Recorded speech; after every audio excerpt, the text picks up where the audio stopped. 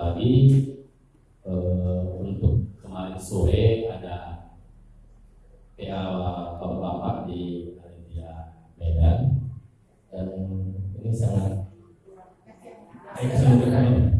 ya, ini sangat menguatkan dan memberi penambah iman, karena kemarin itu di PA bapak-bapak itu temanya kemarin yang dibaca oleh Pak Bangun,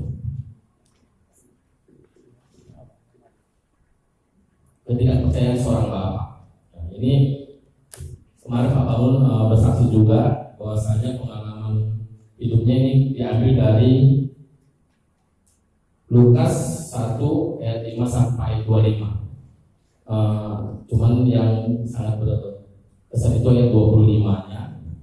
Ini adalah mengenai perjalanan dari kehidupan Imam Zakaria.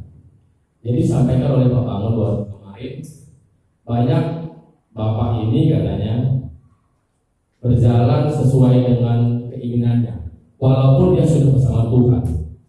Jadi dia bersaksi, ini disampaikan kesaksian Pak Bangun sendiri bahwasanya dia memiliki dua orang putra yang harapannya kedua putranya ini menjadi memegahkan di dalam keluarganya gitu. Bahwasanya yang satu Pendeta Calvin itu adalah anak yang cerdas luar biasa gitu. Jadi Pak Bangun berharap kepadanya bahwasanya nanti dia menjadi kebanggaan keluarga.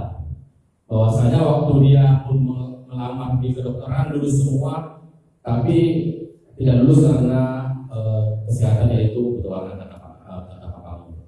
Jadi sama dengan Zakaria ini katanya, dia pengharapannya kepada anaknya, karena dia adalah imam yang pada saat itu imam ini kalau tidak mempunyai anak, menurut dia katanya, bukan menurut Tuhan, menurut Zakaria ini seperti yang di ayat 25, inilah suatu perbuatan Tuhan bagiku dan sekarang ia berkenan menghapuskan aibku di depan orang. Jadi Pak Bangun menceritakan bahwasanya pada zaman itu kalau tidak mempunyai anak atau putra itu aib, sama dengan sekarang katanya.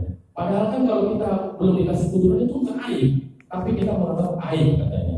Sama juga dengan memiliki putra. Kalau putra kita, walaupun kita sudah bertobat, kata Pak Bangun, dia sudah bertobat sama dengan Zakaria, tapi pada saat anak ini tidak sesuai dengan harapan banyak orang, atau apa kata orang, kalau nanti anaknya ini tidak jadi, maksudnya tidak sesuai dengan harapan gitu. Jadi Pak Bangun ini menyampaikan bahwasanya dia berharap kepada kedua putranya ini, yang satu mau jadi pegawai negeri, yang satu mau jadi kedokteran, tapi Tuhan nggak pakai panggil di situ katanya. Jadi ini membuat hati terluka untuk seorang bapak katanya. Jadi saya juga berpikir, saya terlalu berharap kepada kedua putra itu saat ini memberikan yang terbaik, tapi banyak perlakuannya yang mungkin walaupun sudah didoakan, berharap ya, contohnya kalau nanti kita berharap ya menjadi yang terbaik lah di mata orang gitu, bukan mata Tuhan. Jadi ini membuat kadang-kadang kekecewaan kita, padahal kita sudah menyerahkan kepada Tuhan. Tetapi seperti Pak Bangun itu, bahwa pada saat Pendeta Calvin itu memilih menjadi hamba Tuhan, tanpa sadar dia tergores gitu. Padahal dia orang percaya. Padahal kalau kita melihat anak kita ke Tuhan sebenarnya kan senang gitu. Tapi pada saat dipanggil, dia dari kemarin lulusan hubungan internasional di UGM atau nggak salah, tetapi setelah itu menjadi panggilan Tuhan menjadi pendeta, tanpa disadari dia tergores. Karena ini harapannya seharusnya yang membanggakan orang tua, malah dipanggil Tuhan. Dan sekarang katanya yang satu di Makassar kalau nggak salah, di sana, dan di telepon bahwasanya nggak akan kembali lagi. Dan yang satu memilih seharusnya menjadi PNS, tapi pilih bertani. Ini kalau di mata manusia kan nggak membanggakan orang tua katanya.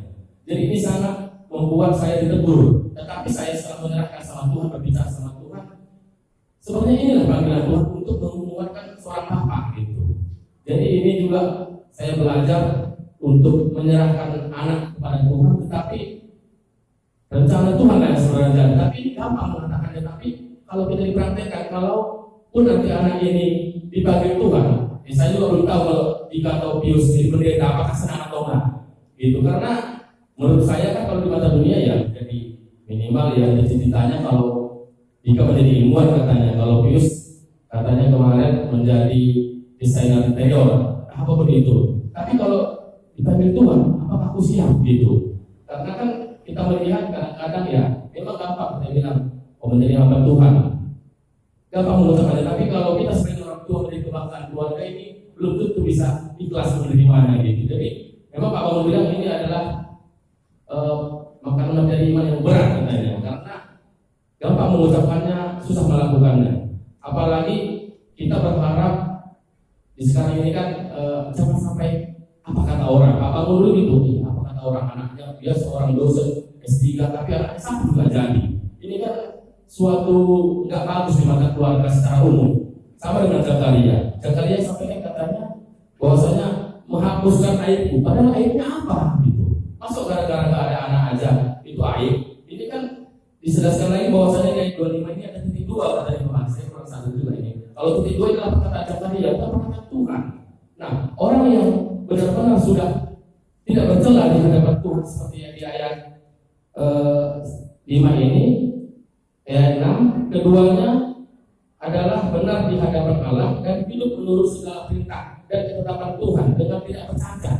Ini pun masih bisa salah berpikir. Jadi ini membuat ya saya terutama jadi bapak, apakah benar nanti benar-benar mendidik anak ini sesuai dengan harapan saya, atau jangan-jangan harapan saya ini sebenarnya sesuai dengan harapan apa kata orang gitu. Dan ini yang membuat kadang-kadang ya juga ya kayak seperti minggu kemarin, hanya dengan kata perkataan orang ya. Kemarin waktu ada tahun kami berangkat ke rumah Belit ya, jadi nggak gereja hari minggunya karena memikirkan nanti mama nggak enak kalau nggak ikut, nanti udah lama-lama disiapkan nanti nggak enak, apa kata orang selalu. Jadi akhirnya padahal kita berpikir kata Tuhan yang benar, tapi kata orang ini sangat berhubungan berat dengan kehidupan kita sehari-hari. Apalagi kita ya saya orang Karo gitu ya, kadang ada istiadat ini kalau nggak di situ nanti sebagai anak baru atau kali ibu minimal harus cepat datang. Kadang ini kan berhubungan kalau tambah hari minggu beribadah, ini kan sangat tarik menarik gitu. Nanti apalagi mama bilang apalagi yang bisa terjadi adalah mama, ya nanti apa kata mama ini, apa kata orang, apa kata orang larangan. Nah ini jadi kadang-kadang menarik. Tapi di sini kemarin diberkati oleh pihak bapak-bapak bahwasanya mulailah belajar untuk mendengarkan apa kata Tuhan, jangan apa kata orang. Jadi ini yang bisa saya bagi. Terima